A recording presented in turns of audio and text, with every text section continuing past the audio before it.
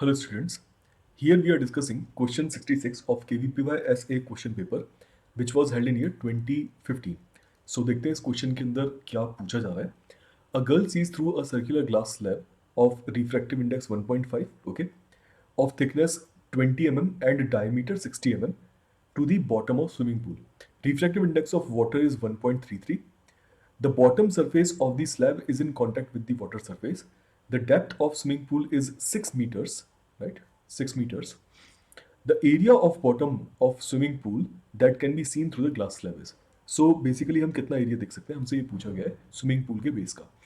Now इस case में एक चीज समझना होगा आपको कि जो एरिया स्विमिंग पूल का देखा जा सकता है थ्रू द ग्लास स्लैब, उस एरिया का रेडियस 60 सेंटीमीटर डायमीटर के इस ग्लास स्लैब से ज़्यादा होना चाहिए. यानी कि रेडियस जो एक्चुअली इस सरफेस का बॉटम मोस्ट सरफेस का आएगा वो 60 सेंटीमीटर से ज़्यादा होना चाहिए.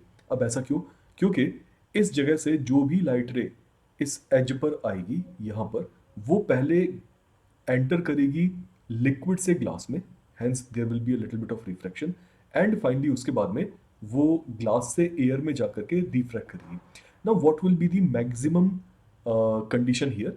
ट्राई टू ऑब्जर्व कि यहाँ पर आपको मैक्सिमम एरिया की कंडीशन तब ही मिलेगी जब इमर्जिंग लाइट रे, ये इमर्जिंग लाइट रे जो होगी वो पैरेलल टू द सरफेस हो, right, parallel to the glass surface हो. यानी कि यहाँ पर जो फाइनल मोस्ट एंगल होगा r, that must be equal to 90 degree for this corresponding angle of incidence I.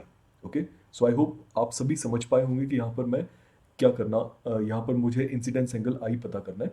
Now अगर आप नेक्स्ट पॉइंट यहाँ पर ऑब्जर्व करें वो ये है कि glass and water interface parallel है ग्लास एंड एयर इंटरफेस के साथ.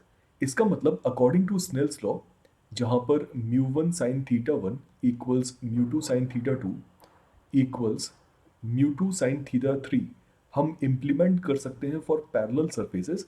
हम यहाँ पर सिर्फ और सिर्फ जो फर्स्ट रिफ्रैक्शन होगा, फर्स्ट इंटरफेस होगा, that is glass water interface, and जो सबसे लास्ट इंटरफेस होगा that is glass and air interface, हम सिर्फ उसके बारे में ही सोच सकते हैं. What happens in between is insignificant. So therefore मैं ये कह सकता हूँ कि रिफ्रैक्टिव इंडेक्स ऑफ वाटर, यानी कि मैं μ1 sin θ1 वाटर के लिए लिखूंगा and μ3 sin θ3 air and glass interface के लिए लिखूंगा. सो μ1 की वैल्यू हो जाएगी 1.33.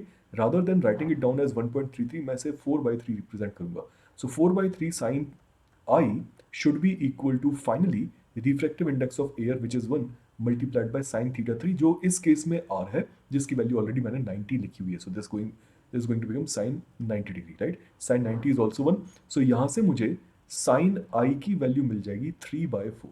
Now अगर मुझे sin I की वैल्यू मिल चुकी है विच इज 3/4, सो आप समझ सकते हैं कि यहाँ से मैं इस राइट एंगल ट्राइंगल के लिए tan थीटा निकाल सकता हूँ, right? So if this angle is I, जिसके लिए sin I की वैल्यू 3/4 है, सो ये वाली साइड लेंथ हो जाएगी √16 minus 9, right? This is going to become √16 minus 9, जिसकी वैल्यू हो जाएगी √7.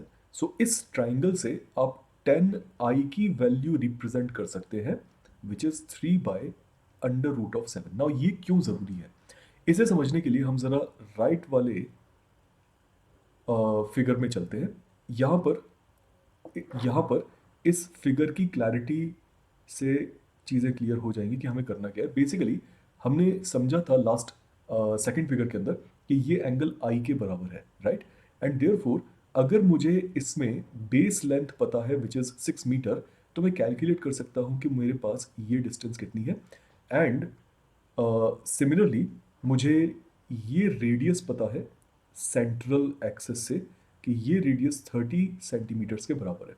सो जो टोटल रेडियस यहाँ पर मुझे ऑब्जर्व होगी इस पूरे सर्कुलर एरिया की, जिसे मैं देख सकता हूँ, वो होगी 30 सेंटीमीटर प्लस जो एक्स्ट्रा डिस्टेंस हमें इस जगह पर मिलने वाली है उसके. So 30 plus this quantity is going to be my total radius of the bottom surface. So उसे समझ लेते हैं. सो 10i, जैसा कि मैं यहाँ देख पा रहा हूँ, is equal to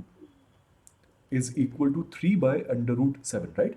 and that must be equal to unknown distance x divided by the base. Which is 6। So आप इसे रीअरेंज कर लें तो आपके पास आ जाएगा, मैं इसे थोड़ा सा ऊपर लिख देता हूँ यहाँ पर। सो आपके पास x की वैल्यू आ जाएगी 6 times 3/√7, so that is 6 times 3, that is 18 divided by √7, ये x की वैल्यू हुई।